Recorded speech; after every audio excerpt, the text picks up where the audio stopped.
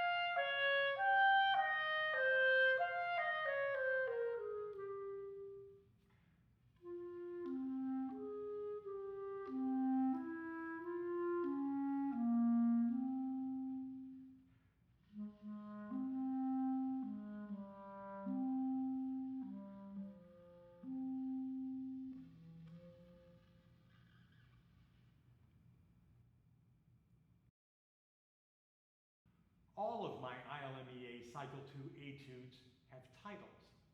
This one is called Cloudy Day. You want to think about how you feel on a cloudy day. You want to look at the tempo and the character word underneath the tempo. It says pensively. What does pensively mean? If you don't know, look it up and think about what that means and how it contributes to the sense of mood. And what aspects of this piece feel like a cloudy day to you? You want to think about that. So, what's the difference between the symbol for crescendo and the word crescendo?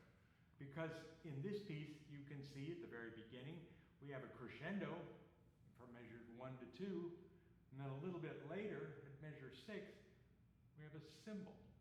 We have the word for crescendo in measure 6. So what's the difference? The symbol means that you're moving along in the moment, in the foreground. It's kind of like taking curves on the road. But the crescendo word means that you have a longer range plan. It's like, even though there are curves in the road, you're going west the whole time. And so that's your plan when you're thinking about the difference between words and symbols for dynamic changes.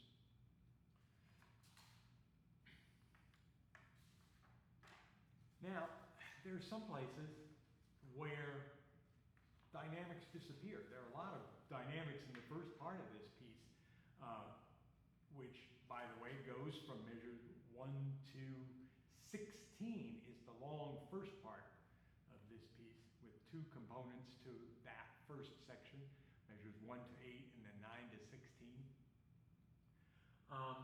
Then the second part of this is from measures 17 to 24, and that's in B flat major. It's a little different. And then it comes back to like the original material in measure 25 to the end. The technical focal points of this are the interval of a third and left hand index finger and thumb control, which is the most important finger control thing that we have to learn early in our playing, because we have to do it so much as we progress in our playing. So we have to learn how these fingers move most efficiently.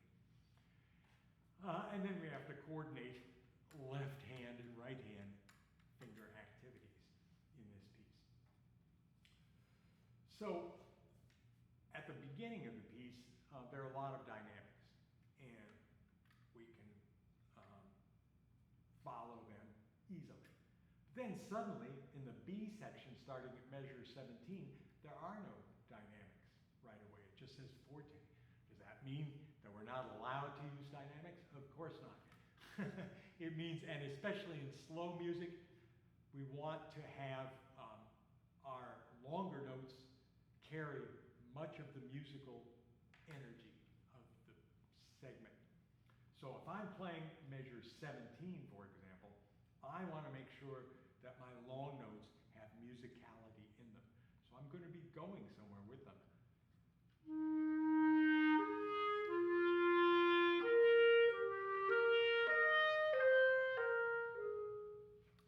So you heard a lot of up and down, even though the music says only forte. And so you want to make sure that you're thinking about that feature of it. Then, when the music comes back in measure 25, there are now suddenly no dynamics except piano. There's no changes in dynamics. Does that mean that the music has gotten dark and it's not doing anything anymore? Has the cloudy day returned after that sunshine? That's up to you. So you can play that last section at measure 25.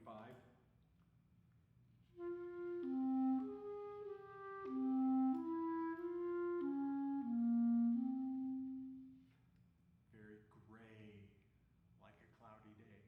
Or you can think of the dynamics from the very beginning and simulate something like that.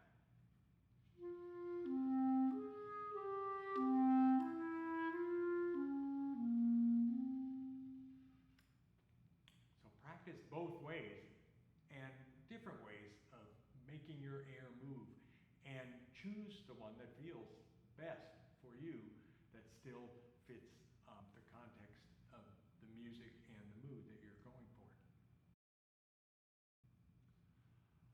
All of my ILMEA Cycle 2 etudes have study guides that I've created, and at the junior level, there are also some practice exercises, preliminary exercises.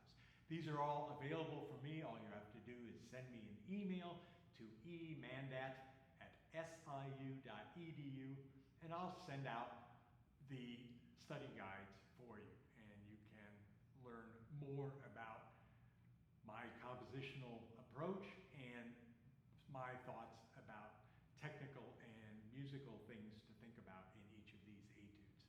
Thank you so much for watching.